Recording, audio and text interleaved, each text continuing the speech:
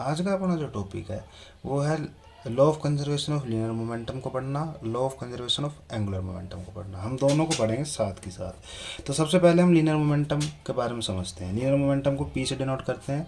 ये होता है मास इंटू में वेलोसिटी। ठीक है, लीनियर मोमेंटम क्या होता है? मास इंटू में वेलोसिटी। ठीक है, और लीनियर मोमेंटम एक वेक्टर क्वांटिटी है। इसकी डायरेक्शन वही होती है जो वेलोसिटी की डायरेक्शन होती है। ठीक है, इसके अलावा न्यूटन सेकंड लॉ के according F is equals to में D P by D T होता है, यानी फोर्स इज इक्वल्स टू में rate of change of linear momentum. ठीक है, ये होता है न्यूटन सेकंड लॉ के अकॉर्डिंग, और लीनियर मोमेंटम होता है ये। ठीक है, तो हमें क्या पढ़ना है? Law of conservation of linear momentum. Law of conservation of linear momentum क्या कहता है? Law of conservation of linear momentum, law of conservation of linear momentum कहता है कि अगर एक बॉडी पर एक ऑब्जेक्ट पर या एक सिस्टम पर टोटल फोर्स जीरो लग रहा है या कोई फोर्स नहीं लग रहा, जीरो मतलब कोई फोर्स नहीं लग रहा, तो उसका लीनियर मोमेंटम चेंज नहीं होगा, उसका लीनियर मोमेंटम कांस्टेंट रहेगा। The total linear momentum of a system is constant या conserved if no external force is acting on the body. ठीक है, the total linear momentum of a system remains constant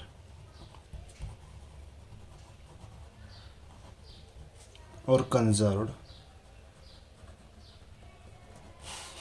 if no external force acting on the system, या body लिख लो, acting on the system. System क्या होता है? जिस भी चीज़ को आप पढ़ रहे होते हो, जिस भी चीज़ को आप स्टडी कर रहे होते हो, ऑब्जर्व कर रहे होते हो, वही सिस्टम है। अगर आप एक ट्रेन के मोशन की स्टडी कर रहे हो तो ट्रेन आपका सिस्टम है। ठीक है, अगर आप एक पक्षी का मोशन स्टडी कर रहे हो तो पक्षी आपका सिस्टम है। अगर आप एक एरोप्लेन के मोशन स्टडी कर रहे हो तो एरोप्लेन आपका सिस्टम है। मतलब जिस भी चीज़ को आप ऑब्जर्व कर रहे हो, जिस भी चीज़ को आप स्टडी कर रहे हो, वही आपका सिस्टम है। ठीक है, तो law of conservation of linear momentum कहता है कि अगर एक बॉडी के ऊपर या एक सिस्टम के ऊपर कोई फोर्स नहीं लगेगा, अगर एक बॉडी के ऊपर या सिस्टम के ऊपर जीरो फोर्स लगेगा, तो उसका लीनियर मोमेंटम जो होगा वो कॉन्स्टेंट रहेगा, वो चेंज नहीं होगा। ठीक है, वो कंजर्व्ड रहेगा। तो इसके अकॉर्डिंग क्या हुआ? हमें पता है F equals to d P by D T होता है, और एफ जीरो है। अगर फोर्स जीरो है तभी तो लीनियर मोमेंटम कांस्टेंट है। अगर एफ जीरो है तो D P by D T zero होगा, क्योंकि एफ किसके इक्वल देखा है हमने? D P by D T के, है ना। अगर एफ जीरो है, अब हम प्रूव कर रहे हैं, तो D P by D T भी जीरो होगा। और किसका डिफ्रेंशिएशन जीरो आता है? कांस्टेंट का। भाई कांस्टेंट का डिफ्रेंशिएशन तो जीरो आता है, यानी पी जो है वो कांस्टेंट है, क्योंकि कांस्टेंट का ही डिफ्रेंशिएशन जीरो आता है। समझ गए? प्रूव हो गया ये। अगर फोर्स जीरो है तो पी कांस्टेंट ही होगा। समझ गए? ऐसे ही जैसे मान लो अगर आप यहाँ 7 का डिफ्रेंशिएशन करो एक्स के रिस्पेक्ट में तो जीरो आएगा, क्योंकि कांस्टेंट का डिफ्रेंशिएशन क्या आता है? जीरो। अगर नहीं पता है तो मैंने एक वीडियो बना रखी है, देख लेना उस पर जाके। ये तो था linear law of conservation of linear momentum. अब आता है law of conservation of angular momentum. वो भी ऐसा ही है, law of conservation of angular momentum.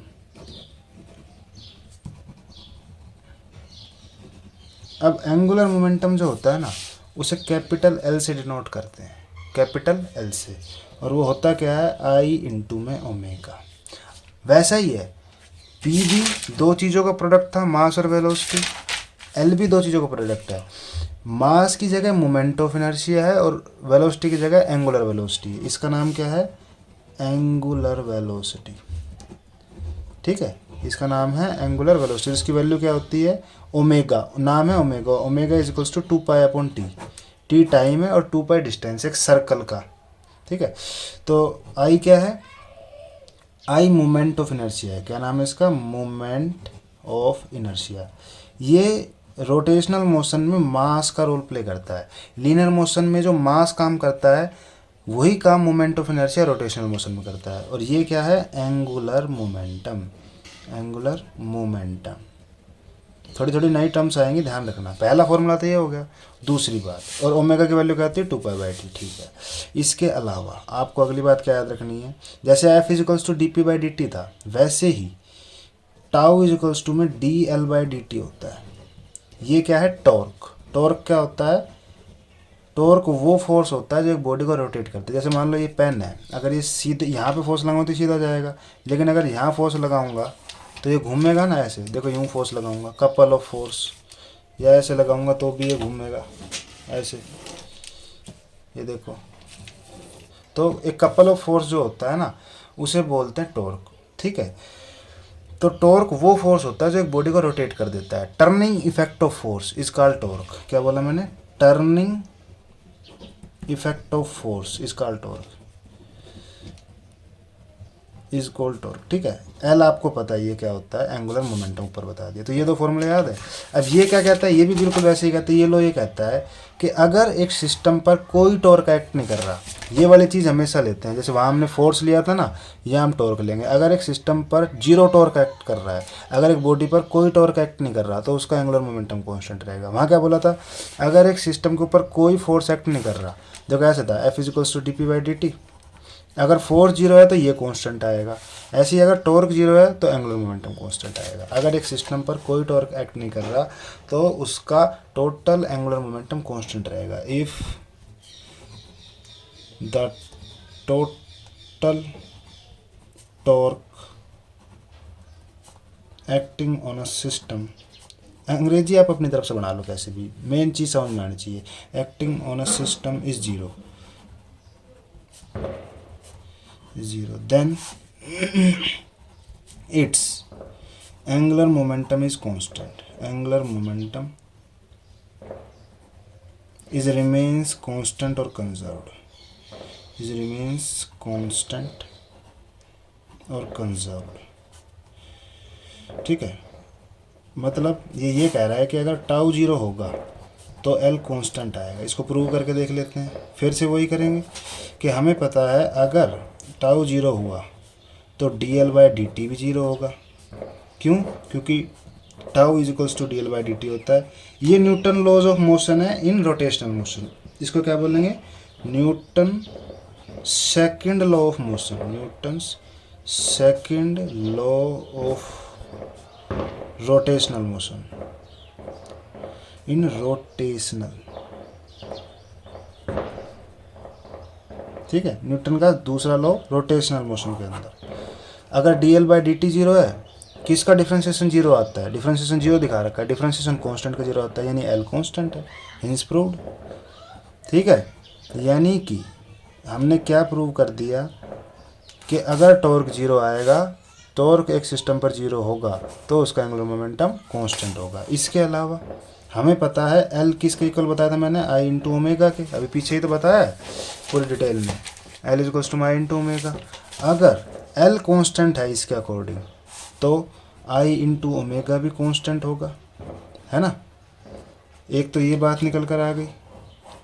अगर एल कांस्टेंट है तो दूसरी बात ये निकल कर आ गई, आई इंटू में ओमेगा, यानी I1 ओमेगा 1 ये भी कांस्टेंट आएगा, I2 ओमेगा 2 ये भी कांस्टेंट आएगा। मतलब इन दोनों चीज़ों का प्रोडक्ट चेंज नहीं होगा, चाहे कितनी बार कर लो। ऐसे ही I3 इंटू ओमेगा 3 ये भी कांस्टेंट आएगा।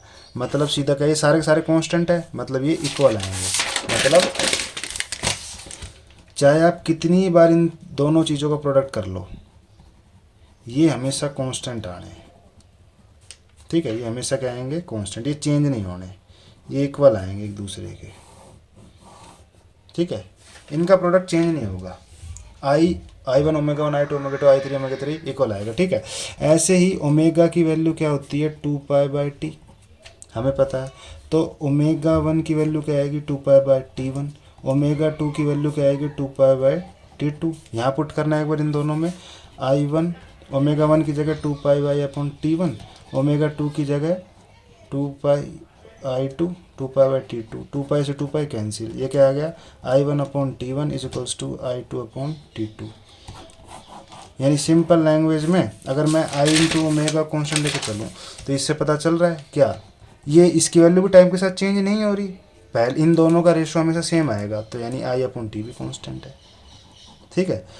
तो ये वीडियो थी law of conservation of linear momentum और एंगुलर मोमेंटम के बारे में। आई होप आपको वीडियो समझ में आई तो लाइक करो, शेयर करो, सब्सक्राइब करो।